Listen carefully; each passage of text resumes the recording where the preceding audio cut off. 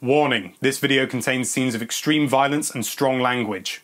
Hello there lovely people, it's Alex from Nintendo Life here, and welcome to 5 good things about Devil's Third. This is the second video in a 2-part series, so if you haven't seen the original video, click on the screen now or check the description to watch the first video right now. Don't worry, I'll wait. So, Devil's Third has been getting a bit of a bad rep lately, so I thought it was time to actually have a look at some of the good things about this game. And there are some good things, so let's get straight into it. Number 5. The enemy is called Sod. Yes, I'm not making this up. The enemy is called Sod, and you will hear this repeatedly, which is hilarious. In case anyone doesn't know, Sod is a fairly tame British insult, and it derives from a word of identical phonetic and graphological form that means a clump of soil with turf on it. Being told to take out the Sod forces is priceless every time. Number 4. Some of the game is quite nicely rendered. High polygon count, relatively high-res textures, you know, it looks good. It's nothing absolutely phenomenal, but it's more than acceptable, and if the whole game looked like this, you wouldn't be shouted at in the street or shunned by your family for calling it quite pretty. Number 3. You can pull stunts like these.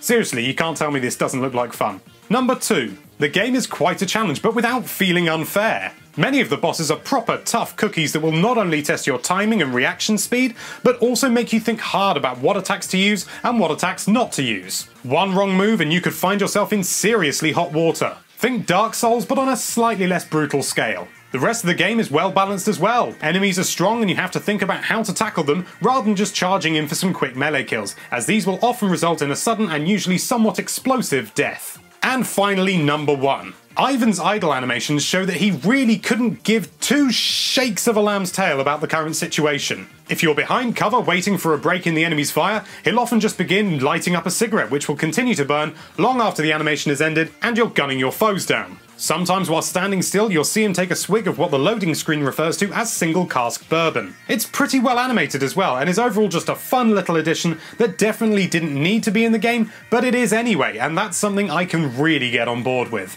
So there you have it, 5 good things about Devil's Third. Do you agree with our list? Why not let us know with a comment down below? Alternatively, you could just leave a comment letting me know what an idiot I am. Everyone else seems to. Thank you so much for watching. If you like this video, then why don't you find some serious positivity in that subscribe button, and be sure to check out NintendoLife.com for all sorts of lovely Nintendo related content.